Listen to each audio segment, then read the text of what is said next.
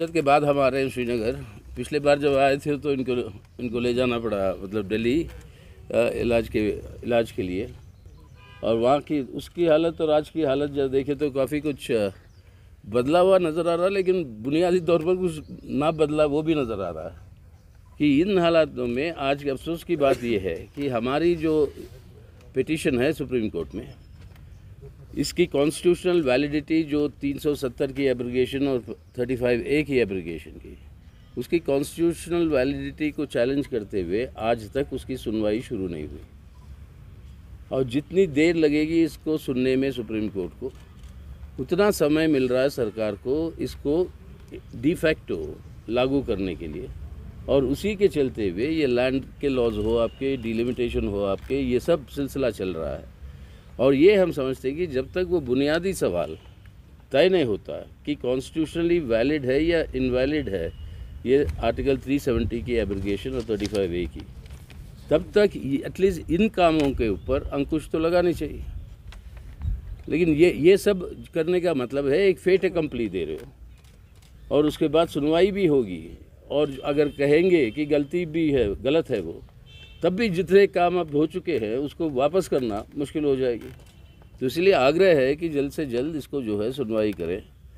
और कल अब हमारी स्टेट कॉन्फ्रेंस के अंदर हमने यही आश्वासन दिया जो हमारी कमिटमेंट है CPIM की, आज की बात नहीं, मतलब ज़माने से, आपके शेख अब्दुल्ला साहब के ज़माने से, जब से उनके साथ वो बातचीत के दौरान ये सब जो जुड़ाव जो हुआ जम्मू एंड कश्मीर की के स्टेट का इंडिया के साथ, उस समय से लेकर आज तक हम यही मानकर चलते हैं और ये मानते हैं, मतलब ये बुनियादी हमारी अंडरस्टैंडिंग है, मतलब ये हमारी समझ है कि ये जो कश्मीर, जम्मू एंड कश्मीर हमारी देश का हिस्सा है, लेकिन जिस आधार पर उनको जो है जोड़ा गया देश के साथ, वो एश्योरेंसेस और वो प्रॉमिसेस का पूरे की पूरी 100% इम्प्लीमेंटेशन होनी चाहिए।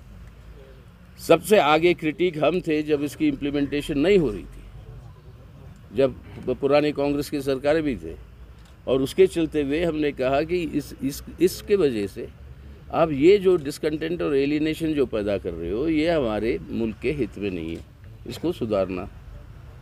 आज भी हमारी गुजारिश यही है कि यहाँ की आवाम के साथ अपने उनकी समस्याओं के ऊपर, उनकी प्रॉब्लम्स के ऊपर और उनके जज्बात के ऊपर, और जो जायज़ है, हमारा मानना है ये जायज़ है कि ये इन शर्तों के आधार पर जम्मू कश्मीर जुड़ी इंडिया के साथ, और उन शर्तों को आप लागू करिए। ये बुनियादी बात हमारी उसूल रही है, यही बात हमने कल कॉन्फ्रेंस में भी कहा।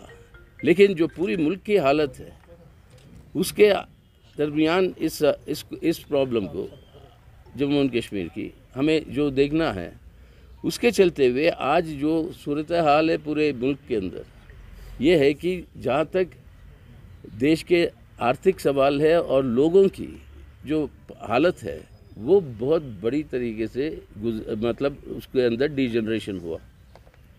आज बेरोज़गारी शायद इतिहास में मतलब सबसे ज़्यादा, 50% से ज़्यादा हमारे नौजवान नौकरी खोजना ही बंद कर दी, क्योंकि कहता मिलना नहीं है, बेकार में इसमें क्यों फंसे।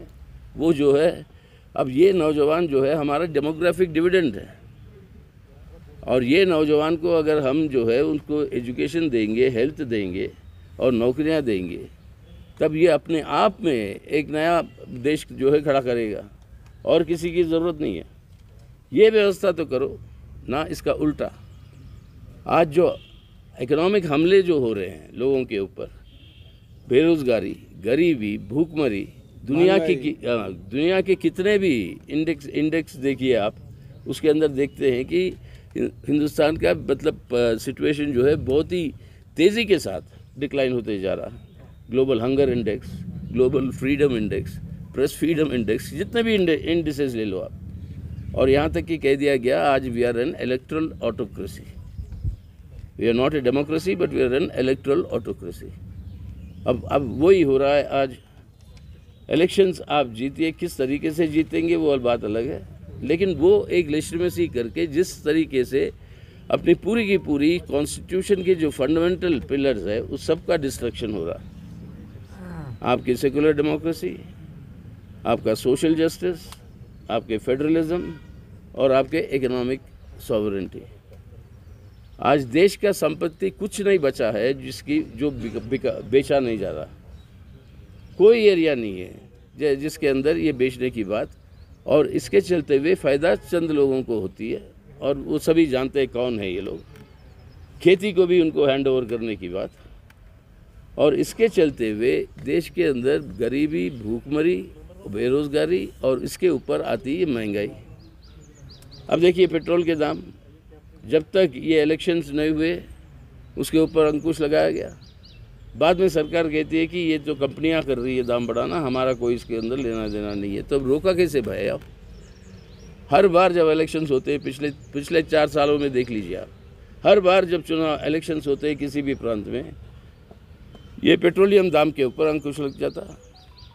इलेक्शंस होते ही फिर वो बढ़ा देते हैं और बड़े पैमाने पर।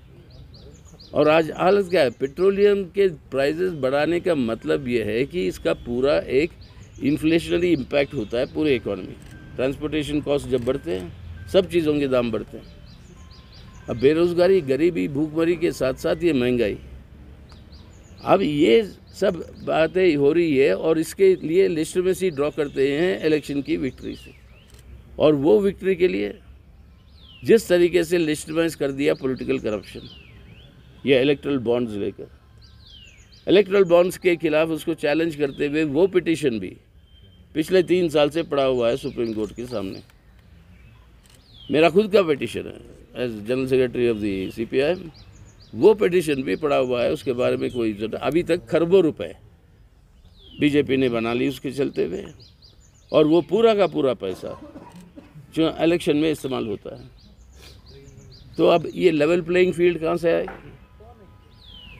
ये डेमोक्रेसी है? ये किस तरीके से डेमोक्रेसी में जो लेवल प्लेइंग फील्ड की बात कहते हो आप, फ्री एंड फेयर इलेक्शन की, वो पूरा का पूरा डिस्टॉर्ट हो रहा है।